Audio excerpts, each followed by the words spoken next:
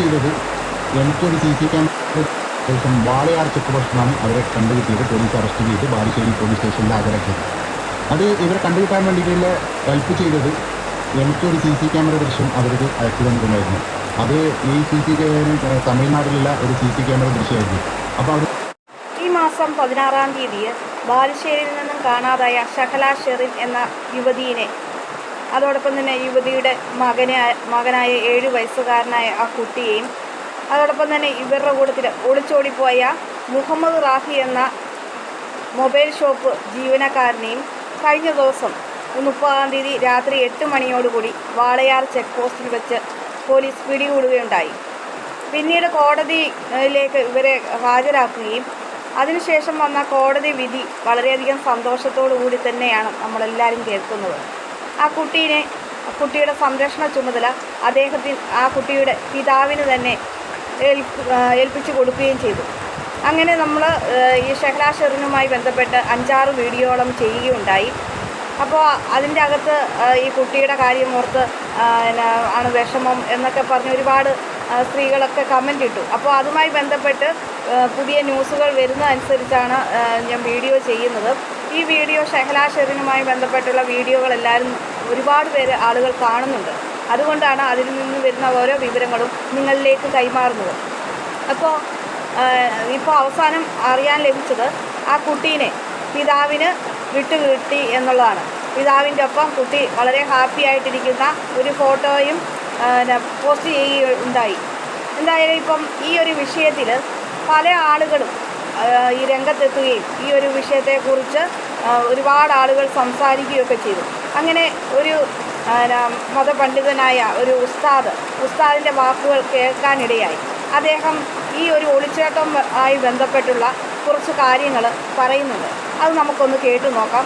അതിനു മുമ്പ് ആദ്യമായിട്ടാണ് എൻ്റെ ചാനൽ കാണുന്ന പ്രേക്ഷകരെങ്കിൽ ലൈക്ക് ചെയ്യാനും സബ് ചെയ്യാനും, അതോടൊപ്പം തന്നെ ലൈക്ക് ചെയ്യുമ്പോൾ ഹൈപ്പ് എന്നൊരു ഓപ്ഷൻ ഉണ്ട്, അത് സപ്പോർട്ട് ചെയ്യാനും മറക്കരുത്. നിങ്ങൾ ലൈക്ക് ചെയ്താൽ മാത്രമേ കൂടുതൽ ആളുകളിലേക്ക് വീഡിയോ എത്തുകയുള്ളൂ. അതുകൊണ്ടാണ് പ്രത്യേകിച്ചും പറയുന്നത്. എന്തായാലും നമുക്ക് ഉസ്താദിൻ്റെ വാക്കുകൾ നമുക്കൊന്ന് കേട്ടു നോക്കാം. ഈ രാജ്യത്ത് എന്ത് വേണമെങ്കിലും നിങ്ങൾക്ക് ചെയ്യാം, എങ്ങനെ വേണമെങ്കിലും നടക്കാം, ഒരു കുഴപ്പമില്ല. അവസ്ഥ എന്നറിയ എങ്ങനെ വേണമെങ്കിലും ജീവിച്ചു. ദുനിയാവ് അങ്ങനെയാണ്. അന്യ ഒരു പുരുഷന്റെ ശരീരത്തെ തൊടുന്നതിനേക്കാൾ, അന്യ ഒരു പെണ്ണിന്റെ ശരീരത്തെ തൊടുന്നതിനേക്കാൾ പന്നിയെ കെട്ടിപ്പിടിച്ച് കിടക്കലാ നല്ലത്. 7 വെള്ളത്തിൽ കഴുകിയാ ശുദ്ധമാകുമല്ലോ. ചെറുപ്പക്കാരാ, ഓടിയാ എവിടെ വരെ പോകുമടാ? നീയൊക്കെ പോയാ എവിടെ വരെ പോകാനാ? ഏത് മൂലയിൽ നീ പോയാലും നിങ്ങളെ എങ്ങനെ വേണമെങ്കിലും നടന്നോ. പർദ്ദയും ധരിച്ച് പർദ്ദ ഊരി തലയിൽ കെട്ടി വേണമെന്ന് നടന്നോ, വേണമെങ്കിലും കാണിച്ചോ. നിന്റെ കൂടെ ആളുണ്ടല്ലോ, എങ്ങനെ വേണമെങ്കിലും നടന്നോ. പക്ഷേ അല്ലാഹു ഓർമ്മപ്പെടുത്തുകയാ, ഇത് അല്ലാഹുവിന്റെ ഭീഷണിയാ പെണ്ണ്, ഇത് അല്ലാഹുവിന്റെ ഭീഷണിയാ പെണ്ണ്. വത്തഖൂ തുർജഊന ഫീഹി ഇലല്ലാഹ്. പോകാനാടി എവിടെ പോകാനാടാ ചെറുപ്പക്കാരാ? അന്ന് പറയും നിന്നെ ഞാൻ കൊണ്ടുവരുമടാ, എന്റെ മുമ്പിലേക്ക് നിന്നെ ഞാൻ കൊണ്ടുവരുമല്ലോ. നീയൊക്കെ എന്റെ മുമ്പിലേക്ക് തിരിച്ചു വരേണ്ടവനാണല്ലോ. അവിടെ പോകാനാ നീയൊക്കെ? നിന്നെ ഞാൻ എന്റെ മുമ്പിലേക്ക് കൊണ്ടുവരുമല്ലോ.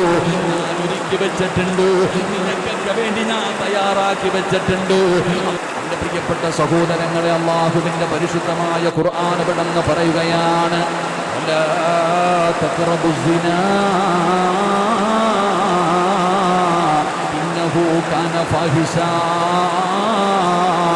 وساء سبيلا.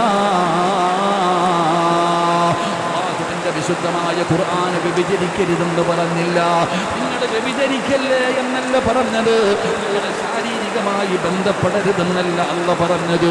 വലാ തഖറബുസ്സിനാ, അതിനോട് അടുക്കുന്ന കാര്യങ്ങൾ പോലും ചെയ്യരുത്. അന്യപുരുഷന്റെ ശരീരത്തെ തൊടുന്നത്, അന്യ പെണ്ണിന്റെ ശരീരത്തെ തൊടുന്നത് അത് വ്യഭിചാരമാണത്, പാപമാണ്. പണ്ടേ നീ സലാം പോലും പറയാൻ പാടില്ല. ഒരു അന്യ പുരുഷനോട് നീ സലാം പറയരുത്. ഒരു പുരുഷന്റെ മയ്യത്ത് നീ കാണരുത്. അല്ലാഹുവിന്റെ പരിശുദ്ധമായ ദീനപെടെന്ന് പറയുമ്പോ പെണ്ണും എവിടെയാടോ?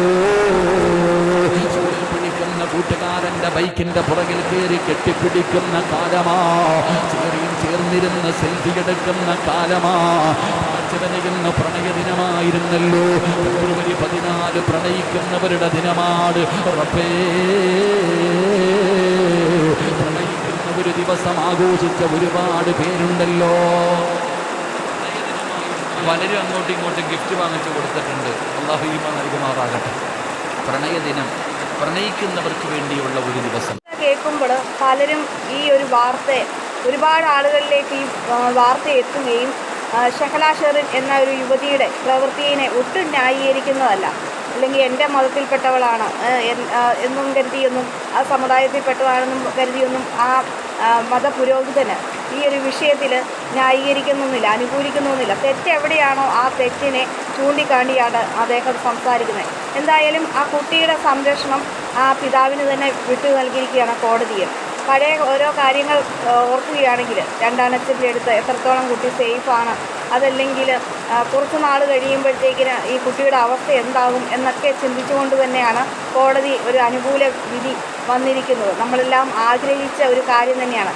അമ്മയുടെ ഒപ്പം ആയിരിക്കും വിടും എന്നുള്ള ഒരു കാര്യത്തിൽ ഏകദേശം അങ്ങനെ ഒരു മനസ്സിലിരിപ്പ് ആളുകൾക്കിടയിൽ ഉണ്ടായിരുന്നെങ്കിലും അതെല്ലാം മാറി ഏതായാലും കുട്ടിയുടെ സംരക്ഷണം പിതാവിന് തിരിച്ചു കിട്ടിയിരിക്കുകയാണ്. അപ്പോൾ അദ്ദേഹം തുടക്കത്തിൽ തന്നെ പറയുന്നുണ്ട്, അദ്ദേഹത്തിന് മനസ്സിലായായിരുന്നു ഈ യുവതിയുടെ ഒളിച്ചോട്ടവുമായി ബന്ധപ്പെട്ട് ഒരു മൊബൈൽ ഷോപ്പുകാരന് പങ്കുണ്ട്, അവർ തമ്മിൽ ഉള്ള ബന്ധം കാരണം അവർ തമ്മിലാണ് ഒളിച്ചോടി പോയിരിക്കുന്നതെന്നൊക്കെ അദ്ദേഹത്തിന് നാട്ടിൽ വന്നപ്പോൾ മനസ്സിലായതിനെ തുടർന്ന് അദ്ദേഹം മാധ്യമങ്ങളുടെ മുമ്പിൽ സംസാരിച്ചപ്പോൾ തന്നെ പറയുകയുണ്ടായി, എനിക്ക് എൻ്റെ മകനെയാണ് എനിക്ക് കിട്ടേണ്ടത്, ഭാര്യയുടെ സ്വർണമോ ഭാര്യനെയോ തനിക്ക് വേണ്ട, തനിക്ക് തൻ്റെ ചോരയിൽ പിറന്ന ആ കുട്ടീനെ മാത്രം വീണ്ടും കിട്ടിയാൽ മതിയെന്ന് അദ്ദേഹം ആവശ്യം ഉന്നയിച്ചിരുന്നു. എന്തായാലും അദ്ദേഹത്തിൻ്റെ ആ ഒരു വിഷമങ്ങളും ഒക്കെ നമ്മുടെയൊക്കെ മനസ്സിൽ ആ വാക്കുകളൊക്കെ കേട്ടപ്പോൾ വളരെയധികം വിഷമം തോന്നുകയും പലരും ആ വീഡിയോ ഷെയർ ചെയ്യുകയും അത് ഒരുപാട് ആളുകളിലേക്ക് എത്തുകയും എന്തായാലും പോലീസിന് ഇവരെ കണ്ടെത്താൻ സാധിക്കുകയും ചെയ്തു. വാളയാർ ചെക്ക് പോസ്റ്റിൽ വെച്ചാണ് ഇവർ 3 പേരും യാത്ര ചെയ്യവേ കാറിൽ വെച്ച് ഇവരെ പിടികൂടുകയുണ്ടായത്. പിന്നീട് ഈ ഒരു മുഹമ്മദ് റാഫി എന്ന് പറഞ്ഞ വ്യക്തിയെക്കുറിച്ച് അറിഞ്ഞിരിക്കുന്ന കാര്യങ്ങൾ, ഇയാൾ 3 കുട്ടികളുടെ പിതാവാണ്. 6 മാസവും 9 വയസ്സും 7 വയസ്സും പ്രായമുള്ള 3 കുട്ടികളുടെ പിതാവാണ്. നിലവിൽ ഭാര്യ ജീവനോടെ ഉണ്ട് താനും. എന്നിട്ടും ആ കുഞ്ഞുങ്ങളിലെ ഒന്നും മുഖം നോക്കാതെ ഇയാൾ ഈ സ്ത്രീക്ക് വേണ്ടിയിട്ട് ആ സ്ത്രീയെ കണ്ട് ഇഷ്ടപ്പെട്ട് ആ സ്ത്രീയുടെ സൗന്ദര്യത്തിലോ പണത്തിലോ ഒക്കെ മതിമറന്നായിരിക്കാം ആ ഒരു ഒളിച്ചോട്ടം നടത്തിയത്. അങ്ങനെയുള്ള ആ ആളുടെ കൂട്ടത്തിൽ എത്രത്തോളം സുരക്ഷിതയാണെന്നും അതുപോലെ തന്നെ ആ കുട്ടിയുടെ ജീവിതം എത്രത്തോളം സേഫ് ആയിരിക്കുമെന്നുള്ള കാര്യങ്ങളൊക്കെ ചിന്തിക്കേണ്ടതുണ്ട്. അതുകൊണ്ട് ആ ഒരു ചിന്തിച്ച് തന്നെ കോടതി അനുകൂലമായിട്ടുള്ള ജെയ്സൽ എന്ന് പറയുന്ന പ്രവാസിയായ ആ ഭർത്താവിന് അനുകൂലമായൊരു വിധി തന്നെയാണ് വന്നിരിക്കുന്നത്. ആ ഒരു വിധിയിൽ നമുക്ക് കോടതിയോട് വളരെയധികം ബഹുമാനം തോന്നുന്ന ഒരു കാര്യം തന്നെയാണ്. കഴിഞ്ഞ കുറച്ച് ദിവസമായി ഈ ജൂലൈ 16-ാം തീയതിയാണ് ഇവരെ കാണാതായത്. ജൂലൈ 30-ാം തീയതിയോടുകൂടി പോലീസ് അന്വേഷിക്കുകയുണ്ടായി. വളരെ നല്ല രീതിയിലുള്ള ശ്രമങ്ങൾ നടന്നു. ഇവർ ഓരോ സ്ഥലങ്ങളിൽ നിന്നും മാറിയാണ് മുങ്ങുകയായിരുന്നു. ഒടുവിൽ എന്തായാലും 30-ാം തീയതിയോടുകൂടി രാത്രി 8 മണിയോടുകൂടി ഇവരെ കണ്ടെത്തുകയും ചെയ്തു. ഇനിയിപ്പോൾ ആ സ്ത്രീയുടെ അവസ്ഥ എന്തു തന്നെയായാലും അവരത് വരുത്തി വച്ചിരിക്കുന്ന വിധി തന്നെയാണ്.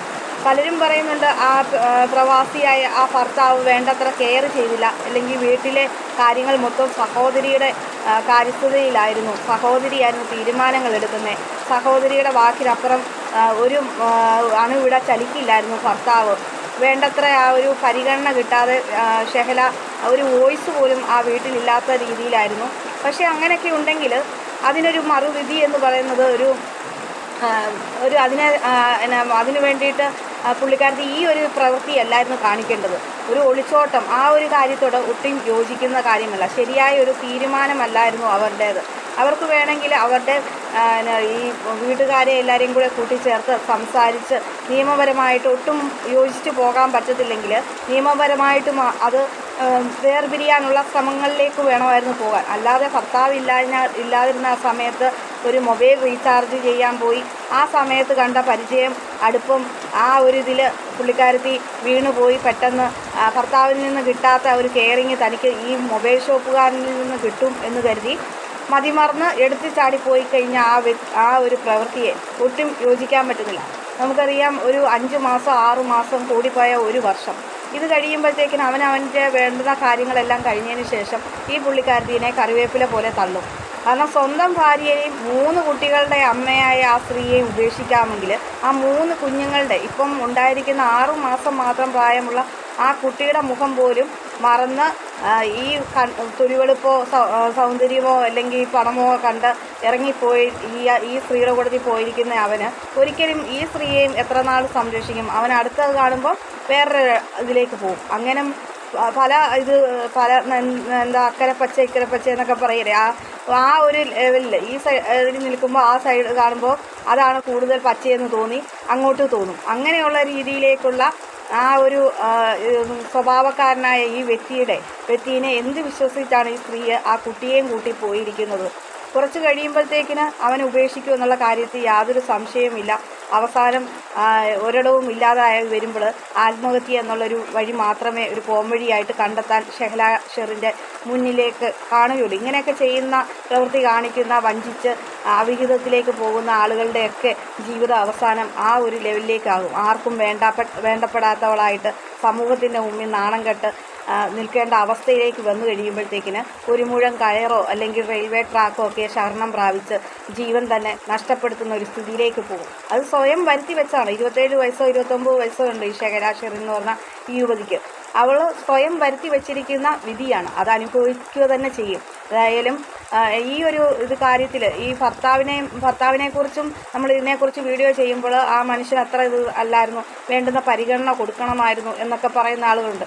വേണ്ടുന്ന പരിഗണന കൊടുത്തില്ല, അയാൾ അത്ര കെയർ ചെയ്തില്ല എന്നുണ്ടെങ്കിൽ, ഒട്ടും പറ്റുകയില്ലെങ്കിൽ ഇതല്ലായിരുന്നു പോംവഴിയെ. അത് ആ വ്യക്തിയെയും ആ ഭർത്താവിൻ്റെ കാര്യത്തിൽ കുറ്റമുണ്ടെങ്കിൽ അദ്ദേഹത്തിന് നിയമപരമായിട്ട് ഈ സ്ത്രീയെ ആ ബന്ധം വേർപെടുത്താനാണ് ശ്രമിക്കേണ്ടത്. അല്ലാതെ ഒരു ഒളിച്ചോട്ടം, മറ്റൊരു അന്യൻ്റെ കൂട്ടത്തിൽ ഒളിച്ചോടുക എന്നുള്ള ആ ഒരു സൊല്യൂഷൻ കണ്ടെത്തിയ ആ ഒരു ഷെഹല ഷെറിൻ്റെ പ്രവൃത്തിയോട് ഒട്ടും യോജിക്കാൻ പറ്റുന്ന കാര്യമല്ല. എന്തായാലും ഈ ഒരു വിഷയത്തിൽ നിങ്ങളുടെ അഭിപ്രായങ്ങൾ കമൻറ്റായിട്ട് രേഖപ്പെടുത്തുക. അതോടൊപ്പം തന്നെ ആദ്യമായിട്ടാണ് എൻ്റെ ചാനൽ കാണുന്ന പ്രേക്ഷകരെങ്കിൽ ലൈക്ക് ചെയ്യാനും സബ് ചെയ്യാനും, ലൈക്ക് ചെയ്യുമ്പോൾ ഹൈപ്പ് എന്നൊരു ഓപ്ഷൻ ഉണ്ട്, സപ്പോർട്ട് ചെയ്യാനും മറക്കരുത്.